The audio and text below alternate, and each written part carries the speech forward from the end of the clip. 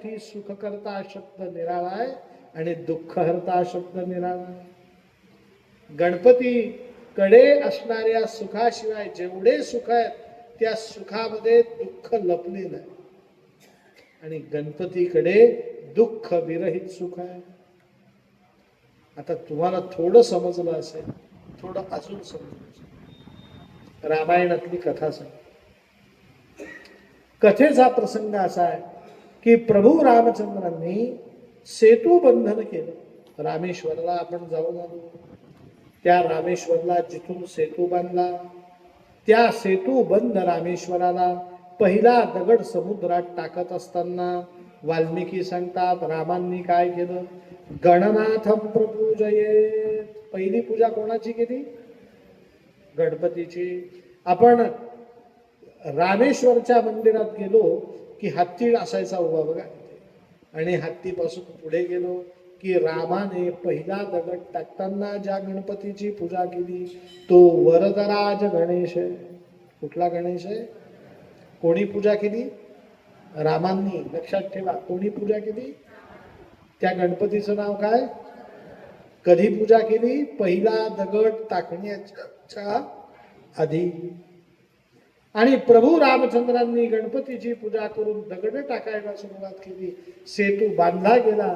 लंकेमध्ये गेलेत रामचंद्र. रावणाचा वध केला. विजयादशमी रावणाचा वध झाला. एकादशीला रावणाचे अंत्यसंस्कार झाले. द्वादशीला प्रभू रामचंद्र रावणाचं शिवमंदिर पाहण्यासाठी म्हणून लंकेमध्ये प्रविष्ट झाले. आणि शंकरांची पिंडी दिसण्याच्या आधी कोणाचं दर्शन झालं? गणपतीचं. पण तो रावणाचा गणपती होता. रावणाच्या शिवमंदिरातला गणपती होता. आमच्या रामचंद्रांनी त्याही गणपतीची पूजा केली. जिथे रावणाचा राजवाडा होता त्याचं रामायणातलं नाव आहे त्रिकुट पर्वत. कुठला पर्वत? आणि त्या त्रिकुट पर्वताचं वर्तमान काळातलं नाव आहे नुवारा एलिया. श्रीलंकेतलं शहर. तिथे त्या रावणाच्या गणपतीचं मंदिर आजही आहे. त्या गणपतीचं नाव आहे मदन मदोत्कट गणेश. काय नाव आहे? मदन मदोत्कट गणेश. कसा आहे तो? 2 तोंडाचा गणपती. त्याला 6 हात, 9 पाय, गळ्यामध्ये मोदक वगैरे काही नाही. हातामध्ये सर्प धरलेला आहे. एका हातामध्ये विंचू असलेली थाळी आहे. पायामध्ये जाड जाड वाहन आहे. उग्र चेहरा आहे. कारण तो गणपती आता कोणाचा आहे? राक्षसांचा. पण राक्षसांचा का असे ना, तो कोण आहे? आमच्या रामचंद्रांनी त्या गणपतीची पूजा केली. आता गणपतीला साष्टांग नमस्कार रामचंद्रांनी घातला. विभीषणाने प्रश्न विचारला, महाराज तुम्ही गणपतीची पूजा रामेश्वरमला केली, मी पाहिली. विभीषण आधी आला होता ना इकडे सेतू बंधनाच्या आधी. विभीषणाने सांगितलं गणपतीची पूजा केली त्यावेळेस तुम्ही गणपतीकडे युद्धामध्ये विजय दे असं सांगितलं. आणि मी डोळ्यांनी पाहतो गणपतीची पूजा तुमची सिद्ध झाली. तुम्हाला युद्धामध्ये विजय मिळाला. पण महाराज माझा प्रश्न पुढचा आहे.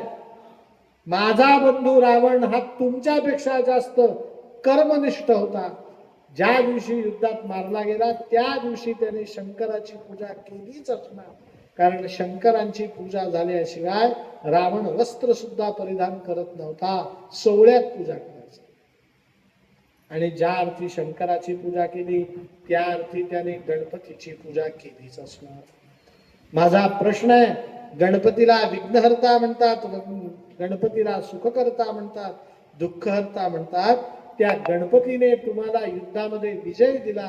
रावणाला काय दिला? पूजा त्याने केली. एकाने पूजा केली तर फळ देतो गणपती आणि दुसऱ्याने पूजा केली तर मृत्यू देतो.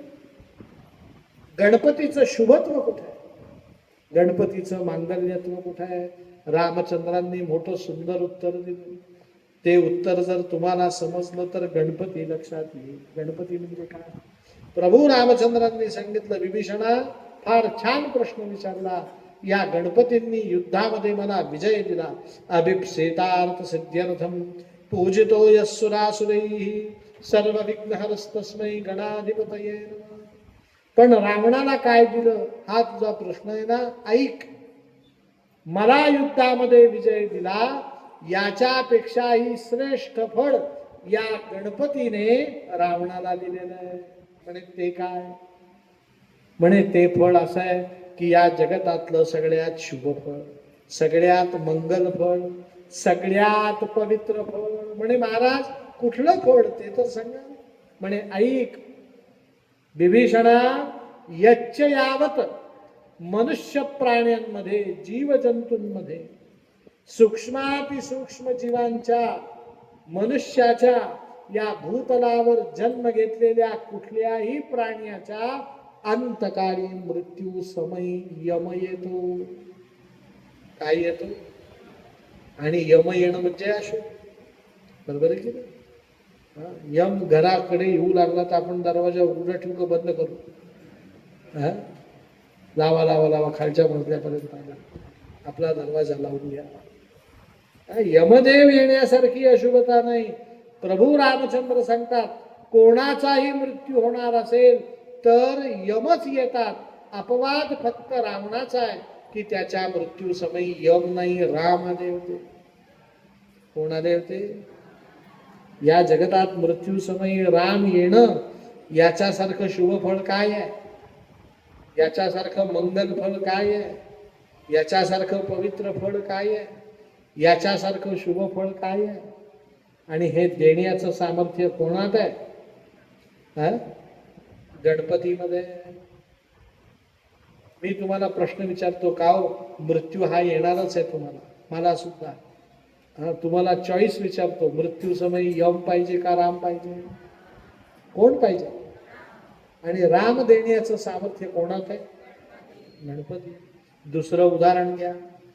रुक्मिणी देवींना कृष्णपती म्हणून पाहिजे होता. तिने जगदंबेची पूजा केली, पण नुसत्या जगदंबेची पूजा केलेली नाही, गणनाथंच प्रपूजयेत. रुक्मिणीने सुद्धा पूजा कोणाची केली? गणपतीची. त्या गणपतीने शुभ फळ काय दिलं? कोण मिळवून दिला रुक्मिणीला? शिशुपाल दिला का कृष्ण दिला? मग कृष्ण राम देण्याचं सामर्थ्य कोणात आहे? गणपतीत. माझं बोलणं लक्षात येत आहे का? हा थोडा उच्च विचाराचा विषय, समजला ना विषय? या जगतात राम कृष्ण देण्यासाठी लागणार शुभत्व मांगल्यत्व गणपती देतो. म्हणून गणपती ही मांगल्याची, बुद्धीची, पवित्रतेची, शुभतेची अशी सर्वोत्कृष्ट पार्वतीद्वारा निर्मित कलाकृती आहे सकळ विद्याधिपती. याचं वर्णन अथर्वण ऋषी करतात. नमो व्रातपतये, नमो गणपतये, नमः प्रमथपतये, नमस्ते अस्तु लंबोदराय एकदंताय विघ्ननाशिने शिवसुताय श्री वरदमूर्तये नमः. ही वरदमूर्ती आहे. वरदमूर्ती म्हणजे काय? मनुष्याला जी जी काही कामना आहे ती ती कामना पूर्ती करणारा देव म्हणजे वरदमूर्ती. म्हणून कलियुगामध्ये गणपती आणि देवीची उपासना श्रेष्ठ सांगितली. कलियुगात एखादा भला मोठा आजार झाला, तो होईल तेव्हा बरा होईल, डॉक्टर आधी पेन किलर देऊन टाकतात. काय देतात? की रात्री मनुष्य शांत झोपेल, बायकोचं डोकं खाणार नाही, पेन किलर देऊन टाकतात की नाही? शीघ्र फलदायी गोळी. तिने रोग बरा होत, पेन किलरने रोग बरा होतो का? फक्त वेदनांचं प्रशमन होतं. तसं मनुष्याच्या जीवनामध्ये भवरोगाचं प्रशमन व्हावं म्हणून तात्काळ सुखाची प्राप्ती करून देणारा देव कुठला आहे? गणपती. मंगलमूर्ती मोरया. या गणपतींना गणांचं अधिपत्यत्व दिलं आणि आता गणपती या भूतलावरती मांगल्य प्रस्थापित करू लागले. तारकासुराने जो अधर्म निर्माण करून दूषित्व पृथ्वीला आणलं होतं ते सर्व दूषित्व गणपतींनी हरण केलं. आता कार्तिकेय आणि गणपती दोघही उपवर झाले. मग पार्वतीला दोघांच्या विवाहाची काय वाटू लागली? चिंता. लक्षात ठेवा, विवाहाची चिंता मुलगा असो की मुलगी असो आई वडिलांना वाटतेच. लोकांना असं वाटतं की मुलगी असली म्हणजे चिंता, मुलगा नसला म्हणजे चिंता नाही, असं लोकांना वाटतं. हा भ्रम आहे.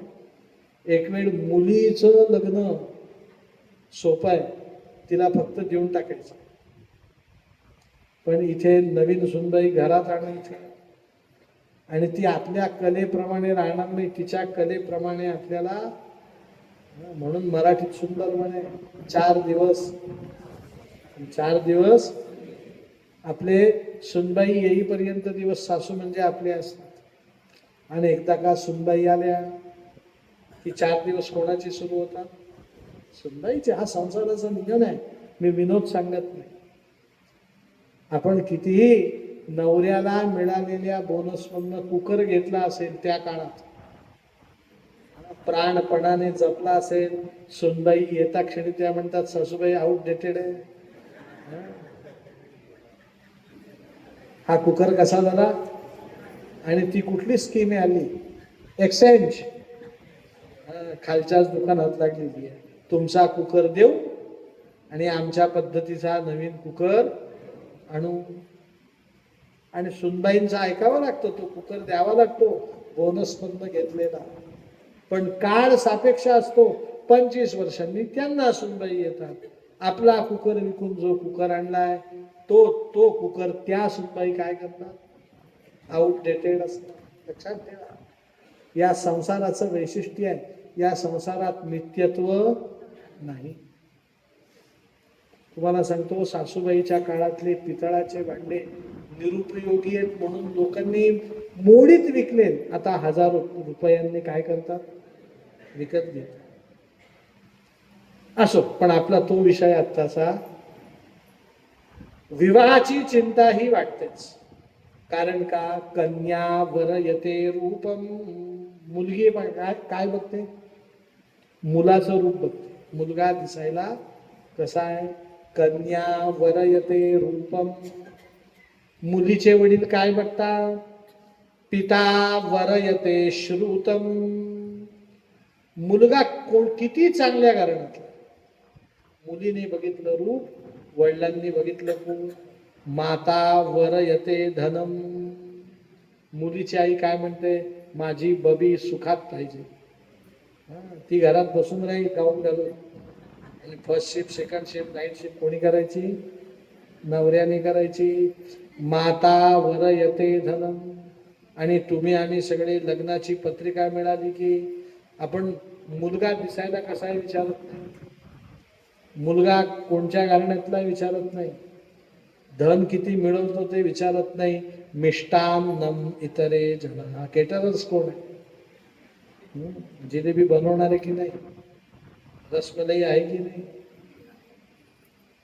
भागवतामध्ये स्वच्छ शब्दात सांगितलं की विवाह करत असताना आई वडिलांच्या मनावरती मनाचं ओझं असतं की 8 वर्षे त्रियं कन्या पुत्रवत पाल्यते नवा. मुलगी झाली तरी वडील नाही तिला कधी मुलगी मानत नाही, मुलाप्रमाणे समजतो. एक मुलगा आहे आणि एक मुलगी आहे, आई वडील भेदभाव करतात का? कधीच करत. मग वडिलांच्या मनात ही मुलगी आहे हा भाव कधी पहिल्यांदा निर्माण होतो? ज्यावेळेस ती दुसऱ्याला देण्याची वेळ.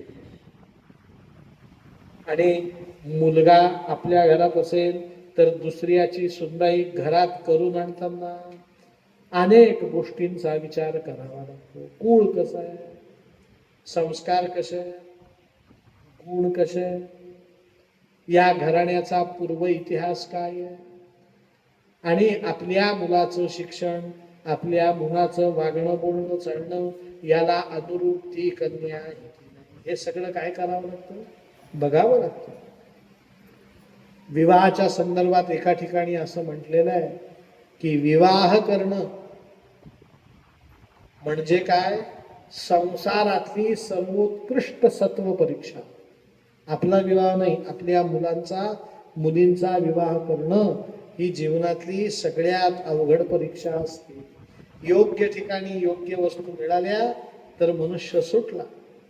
आणि योग्य ठिकाणी योग्य मुलगा सुनबाई योग्य मिळाली नाही, मुलीला मुलगा योग्य मिळाला नाही, की सगळं जीवन काय होतं, त्या गोष्टीची चिंता करण्यात निघून जातो. म्हणून पार्वती देवी सचिंत झाल्या. शंकरांसमोर विवाहाचा प्रस्ताव मांडला.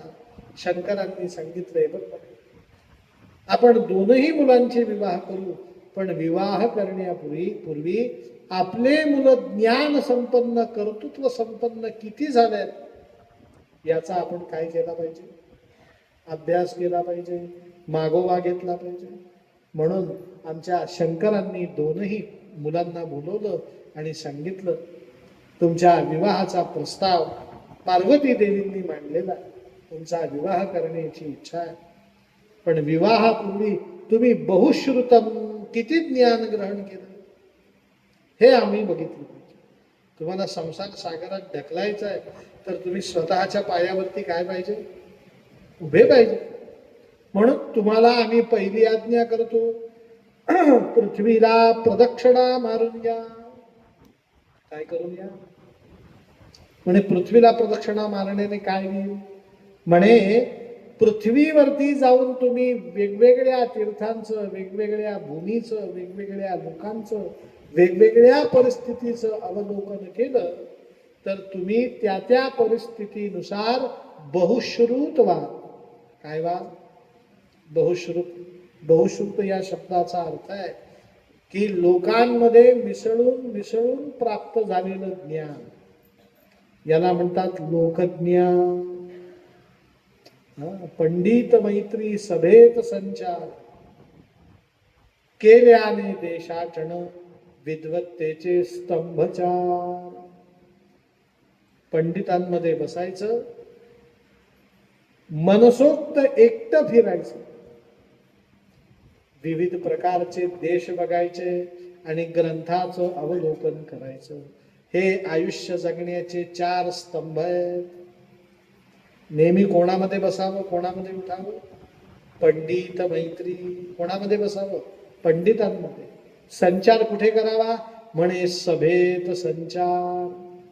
ज्या ज्या ठिकाणी 4 माणसं आपापले मत मांडतायत त्या सभेमध्ये जाऊन सगळ्यांचे मत ऐकावे, ग्रंथ वाचावे साचार, विविध प्रकारच्या ग्रंथांचा अभ्यास करावा आणि एकांती बैसावे ध्यानस्थ.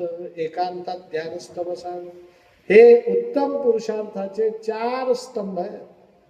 त्याच्यातला एक स्तंभ लोकांमध्ये मिसळावे. म्हणून कार्तिकेय गणपती यांना पृथ्वीची प्रदक्षिणा करण्याची आज्ञा दिली. मग गणपती आणि कार्तिकेय पृथ्वी प्रदक्षिणा कसे करते झाले हे उद्याच्या कथेमध्ये मी तुम्हाला सांगेन. आजची कथा मला संपवायची आहे. मी 10 मिनिटं तुमचे येणार आहेत. 12:15 वाजलेत. 12:30 12:35 ला कथा सोडतो. एक वैशिष्ट्यपूर्ण तुम्हाला शिवपुराणाच्या संदर्भाने मला कथा सांगायची. ही शिवपुराणातली कथा नाही, ही कथा आहे आमच्या त्र्यंबकेश्वरच्या महात्म्यामध्ये, त्र्यंबक महात्म्यामध्ये लिहिलेली गोष्ट. अत्यंत सावधानतेने ऐका. 10-15 मिनिटात ती कथा मी संपवतो. त्र्यंबकेश्वर क्षेत्री ब्रह्मगिरी पर्वतावरती शंकर तपश्चर्या करतो आणि तपश्चर्या करून झाल्यानंतर गोदावरीचं पाणी भूमीवरती आल्यानंतर, गणपती कार्तिकेयाचा जन्म झाल्यानंतर, गणपती कार्तिकेयाच्या विवाहाच्या संदर्भाने जी मी उद्या कथा सांगणार आहे ती घटना घडून गेल्यानंतर शंकर ध्यानस्थ बसले होते त्र्यंबकेश्वर. आणि ध्यानावस्थेमध्ये त्या शंकरांना कलियुगाचं दर्शन. कशाचं दर्शन? आणि कलियुगाचं दर्शन हे भद्र नव्हतं. भद्र म्हणजे चांगलं. मग जे चांगलं नाही त्याला म्हणायचं अभद्र. काय म्हणायचं? मग त्या शंकरांना कलियुगात जन्माला येणाऱ्या जीवांची चिंता वाटली. की हे कलियुगात माणसं जन्माला येतील, पण कलियुगामध्ये धर्म हा अत्यंत थोडा असणार आहे. सगळीकडे अधर्माचंच प्राबल्य असणार. अहो, तुम्हाला गंमत म्हणून सांगतो, मी परवा आमच्या भारंबे काकांशी बोललो सुद्धा की कल्याणला रिक्षेत बसून प्रवास करणं सुद्धा अवघड आहे. आजूबाजूला नाही ते दुकान, किती वेळ रुमाल लावणार आणि किती वेळ श्वास दाबून लावणार. जिकडे पाहावं तिकडे काय, रस्त्याने पायी फिरल्याशिवाय आम्हाला 3 तास बसल्यावर 1-1.5 तास तर फिरलं पाहिजे की नाही पायी. काय काय पाठी वाचायला मिळेल, आमच्याकडे काय काय मिळेल ते वाचून अगदी शिसारी येत. कलियुगामध्ये सगळीकडे काय आहे सांगा मला? अधर्म आहे. या ताईंनी अजून एक शब्द वापरला, भ्रष्टाचार. मग त्यांनी वापरला म्हणून त्याला मी 4 शब्द अजून जोडतो, भ्रष्टाचार, अनाचार, दुराचार, अत्याचार. हे कलियुगात आहे. मग कलियुगामध्ये धर्माचं प्राबल्यच राहणार नाही, सगळीकडे अधर्मच बोकाळेल. आणि कलियुगातला शब्द नीट ऐका, मी जपून वापरतोय, एकही जीव मुक्तीपर्यंत जाणार. मुक्ती हेच नावच कोणाला माहिती नसेल तर मुक्तीपर्यंत जाणं फार दुर्मिळ. त्या शंकरांना चिंता वाटायला लागली. शंकरांनी आमच्या त्र्यंबकेश्वरी ब्रह्म विष्णू रुद्र इंद्र अग्नी यम निरिती वरुण वायू सोम ईशान ब्रह्मन अनंत आदी देव देवतांची सभा भरली. या सभेमध्ये सगळे देवर्षी, राजर्षी, महर्षी, योगर्षी सगळ्यांना बोलवलं. तुम्ही आमच्या त्र्यंबकेश्वरी आले तर ब्रह्मगिरी पर्वतावरती जाताना एक शिळा लागते, त्या शिळेचं नाव आहे अनुपम शिला. काय नाव आहे? कधी त्र्यंबकला प्रदक्षिणेला आले तुम्ही तर ब्रह्मगिरी पर्वताला चढताना ती अनुपम शिला लागते. तिचं महत्व मी अजून 5 मिनिटांनी तुम्हाला सांगणार आहे. त्या अनुपम शिलेवरती शंकरांनी बसून ही सभा घेतली. त्या दगडावरती कोण कोण बसलंय? ब्रह्मदेव बसलाय, इंद्र बसलाय, अग्नी बसलाय, यमदेव बसलायत, निरिती बसलायत, नारदादी ऋषी बसलायत, योगर्षी बसलायत, ब्रह्मर्षी बसलायत. म्हणून आमच्या त्र्यंबकेश्वरी त्या शिलेला नमस्कार करण्याची प्रथा. अनुपम शिला, काय नाव?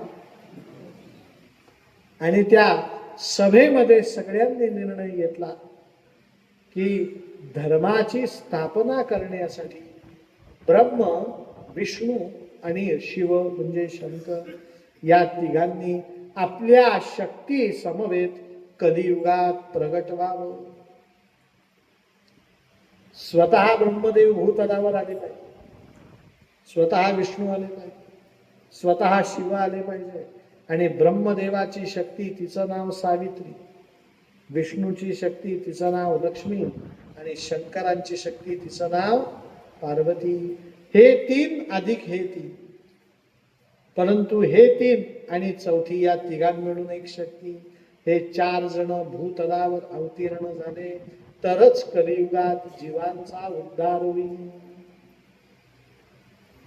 सगळ्यांनी होकार दिला, ब्रह्म, विष्णू, रुद्र आणि शक्ती.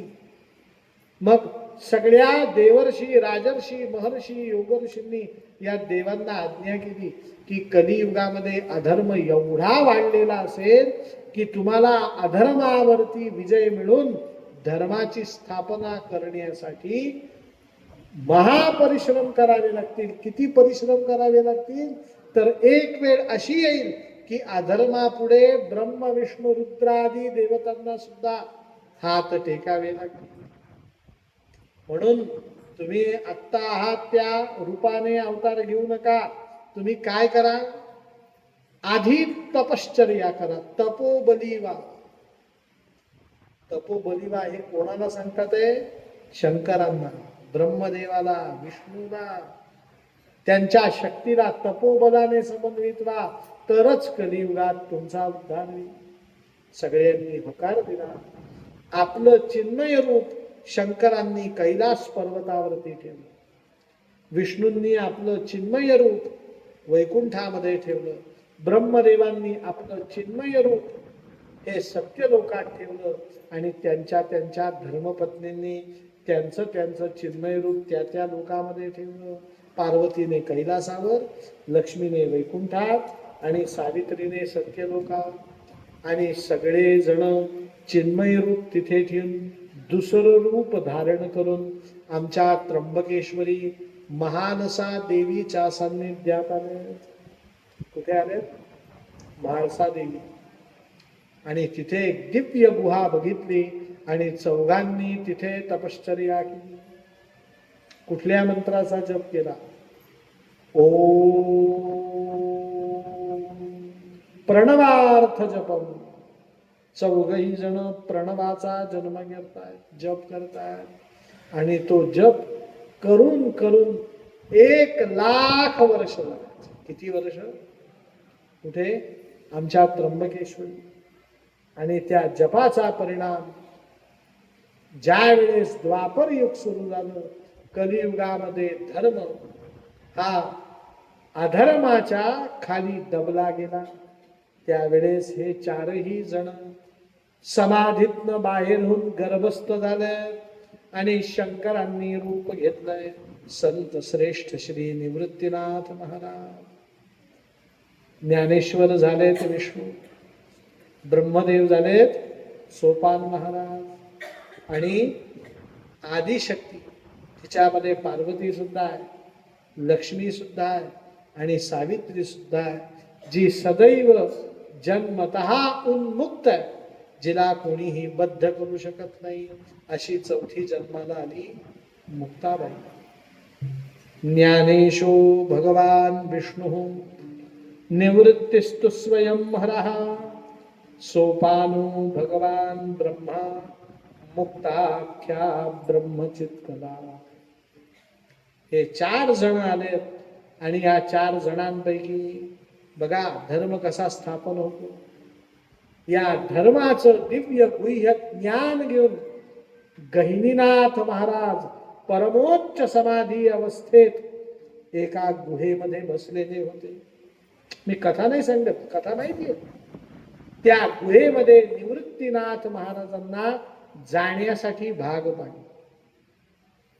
आमचे निवृत्तीनाथ महाराज त्या गुहेमध्ये गेले आणि अधर्मावरती विजय मिळवण्यासाठी धर्माचं त्या काळातलं जे ज्ञान आवश्यक होतं ते गहिनीनाथ महाराजांकडनं घेतलं.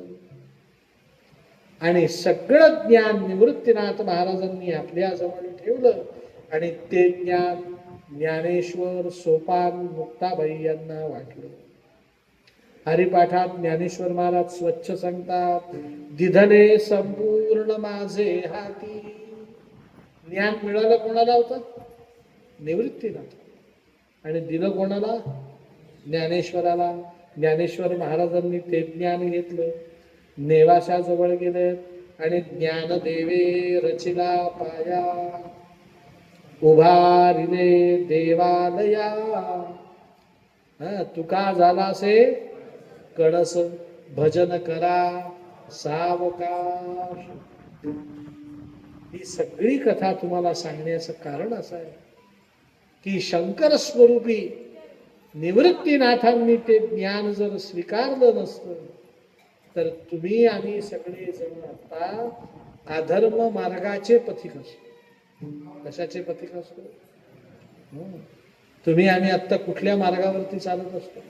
आपण खाऊ नये ते खात असतो, पिऊ नये ते पित असतो, बोलू नये ते वागू नये ते वागत असतो. तुकाराम महाराजांनी स्वच्छ शब्दामध्ये सांगितलं की आम्ही मराठी भाषेत बोलतो, मराठी भाषेत अभंग देतो, म्हणून तुम्ही आमच्या भाषेला, आमच्या अभंगांना कमी लेखू नका. आमचं सांगणं काय? वेदांचा तो अर्थ. आम्ही तुम्हाला वेदामध्ये सांगितलेलं शुद्ध ज्ञान, वेदांचा तो अर्थ आमासीच ठाव. एरांनी व्हावा भार माथा. पण तेच तुकाराम महाराज पुढे सांगतात एका अभंगामध्ये. ते काय सांगतात? तुका म्हणे चाखुनी सांगे, मज अनुभव आहे अंगे. हे मी लिहून ठेवलंय, हे अनेक जन्मांमध्ये मी चाखून पाहिले. माझा हा जन्म शेवटचा जरी असला तरी पहिला नाहीये, याच्या आधी मी अनेक जन्म घेतले. आणि हे वेदांचा अर्थ प्रमाणित करून त्याप्रमाणे धर्म सांगण्यासाठी मी या ठिकाणी आलो. तुकाराम महाराज कोण होते? तुकाराम आणि पांडुरंग दोघं वेगळे नाहीच, पांडुरंगच तुकाराम होते. तुकिता तुळनेसी ब्रह्म तुकासी आले, म्हणून रामेश्वरी चरणी मस्तक ठेवी. परब्रह्म पांडुरंग आणि तुकाराम महाराज वेगळे नाही. पण हे सगळं सांगण्याचं कारण एवढं आहे की आमच्या शंकरांनी तपश्चर्या केली. ती गुहा म्हणजे निवृत्तीनाथ महाराजांची समाधीस्थळ. शंकरांनी 1,00,000 वर्ष तपश्चर्या केली मी सांगितलं ना. ते 1,00,000 वर्ष तपश्चर्येचं स्थळ म्हणजे आमच्या त्र्यंबकेश्वरची निवृत्तीनाथ महाराजांची समाधी. एकनाथ महाराज म्हणतात, धन्य धन्य निवृत्ती राया, काय महिमा वर्णावा, शिवे अवतार धरून केले त्रैलोक्य पावन. समाधी त्र्यंबक शिखरी, मागे शोभे ब्रह्मगिरी, निवृत्तीनाथांचे चरणी शरण एका जनार्दनी. शंकराचा अवतार धारण करून निवृत्तीनाथ महाराज आलेत आणि सकळ ज्ञान घेतलं. आता निवृत्तीनाथ महाराजांनी ज्ञान घेतलं. ते ज्ञान कुठलं होतं? तर ते ज्ञान 3 शब्दात सामावलेलं आहे. आणि ते 3 शब्द आहे राम, कृष्ण, हरी. सगळं ज्ञान कुठे आहे?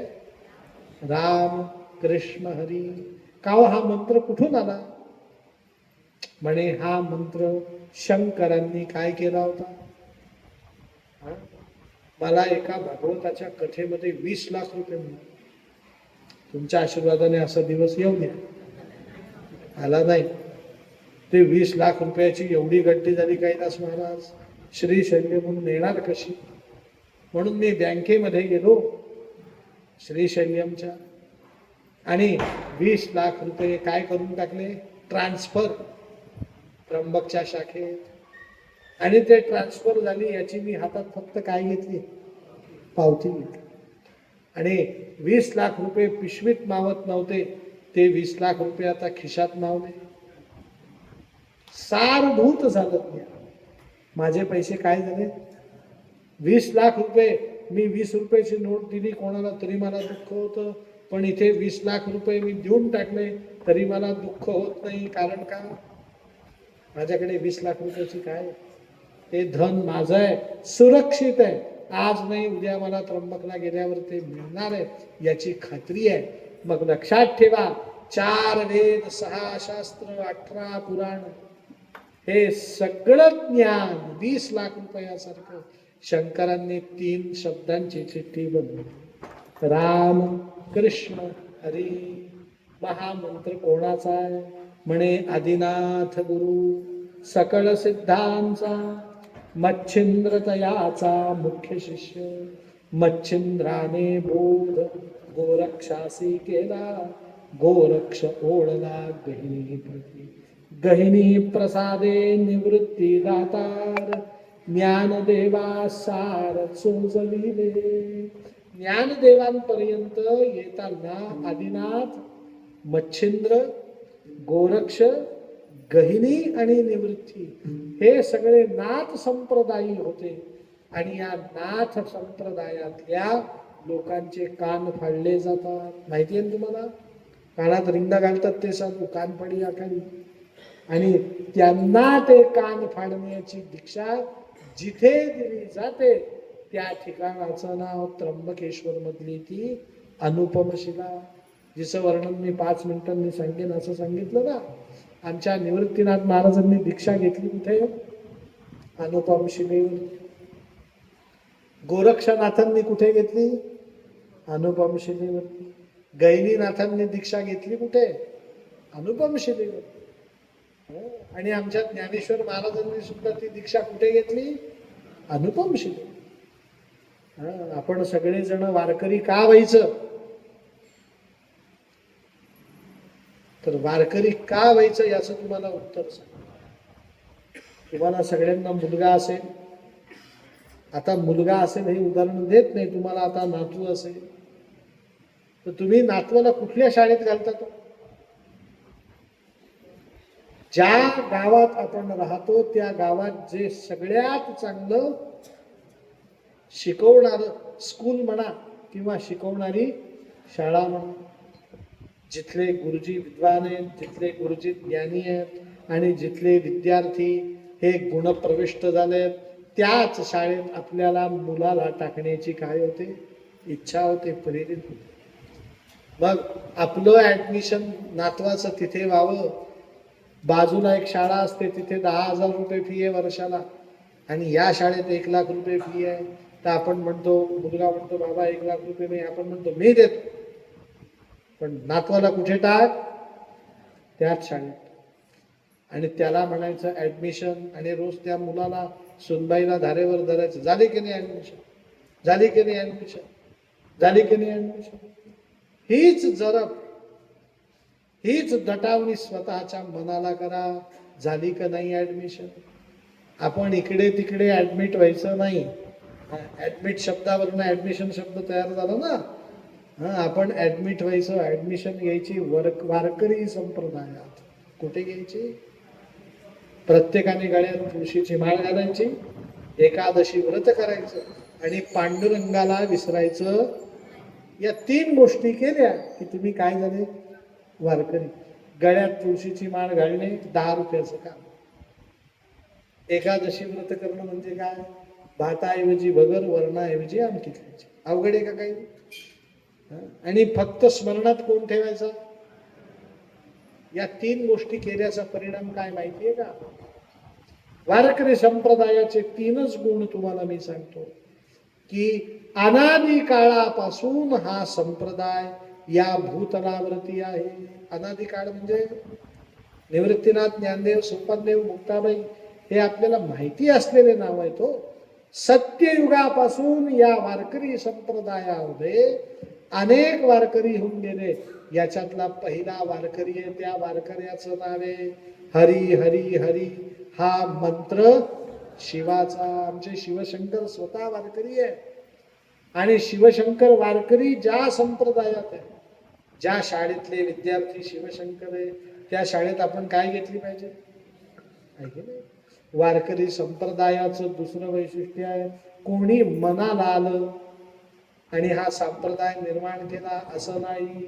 हा संप्रदाय वैदिक संप्रदाय आहे. देवांच्याही आधी वेद होते, त्या वेदांनी सांगितलेलं तत्वज्ञान सांगणारा हा संप्रदाय आहे. आणि या संप्रदायाचं तिसरं वैशिष्ट्य आहे की ज्याने गळ्यात तुळशीची माळ घातली, एकादशी व्रत केलं, पांडुरंगाला विसरलं नाही, म्हणजे नाम घेतलं. की मराठीत एक वाक्य वापरतो, खात्री यावी दुसऱ्याला म्हणून. एका हाताने द्यायचं, दुसऱ्या हाताने. म्हटलं का हो श्रीशैल्यम, आम्हाला एक वस्तू घ्यायची, दुकानदारावर विश्वास ठेवा. मग आपल्याला घरचे लोक सल्ला देतात, विश्वास काही ठेवू नका, एका हाताने पैसे द्या, दुसऱ्या हाताने वस्तू द्या. असा सल्ला असतो की नाही? मग आमच्या वारकरी संप्रदायाचं तेच लक्ष.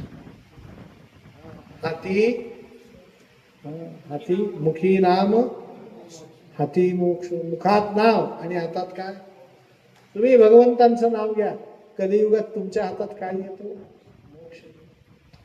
तर तुम्ही 100 माणसं कथेला आहात, मला खात्री आहे 90 जण वारकरी आहातच. पण जे 10 जण नाहीत, त्या 10 जणांनी गळ्यात काय घाला? तुळशीची माळ घाला, एकादशी व्रत करा आणि पांडुरंगाचं स्मरण करा आणि मनुष्य जीवनाची सार्थकता साधा. गोपाल कृष्ण भगवान.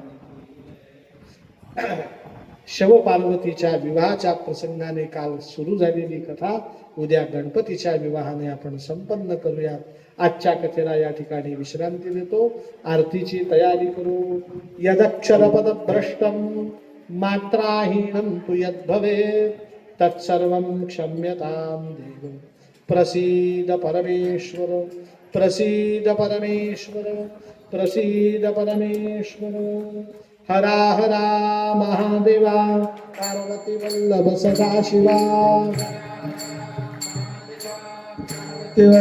सदाशिवा हरा हरा महादेवा पार्वती वल्लभ सदाशिवा हरा हरा महादेवा पार्वती वल्लभ सदाशिवा हरा हरा महादेवा पार्वती वल्लभ सदाशिवा सदाशिवा हरा हरा महादेवा पार्वती वल्लभ सदाशिवा हरा हरा महादेवा पार्वती वल्लभ सदाशिवा हरा महादेवा पार्वती वल्लभ सदाशिवा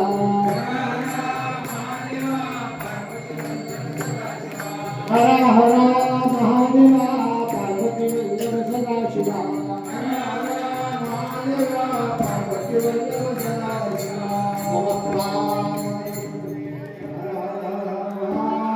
ओम अपानाय स्वाहा ओम व्यानाय स्वाहा ओम उदानाय स्वाहा ओम समानाय स्वाहा ओम ब्रह्मणे नमः अन्नं चतुर्विधं स्वादुरसैषवैस्समन्वितं भक्षभोज्य समायुक्तं नैवेद्यं प्रतिगृह्यताम् आराधिक्यम्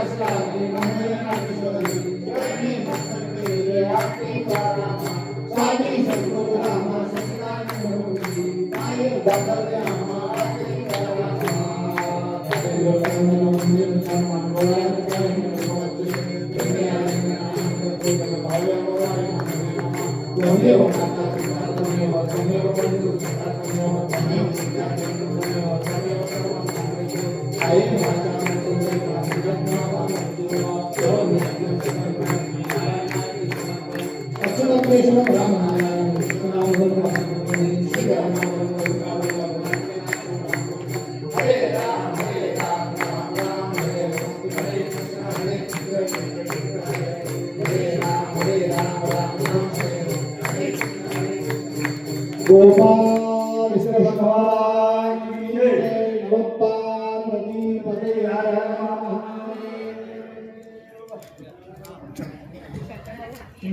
सगळ्यांना सूचना आहे, 2 नंबरच्या मजल्यावरती 2 नंबरच्या मजल्यावरती दुपारी 2:30 वाजता रूम मध्ये कोणीतरी एका व्यक्तीने थांबायचंय। तुमच्या रूम मधले बेडशीट बदलण्यात येणार आहे अशी सूचना भास्कर काकांनी मला तुम्हाला द्यायला सांगितलेली आहे। 2 नंबरच्या मजल्यावरती ज्यांचा रूमची सुरुवात 200 ने सुरुवात होते त्यांनी।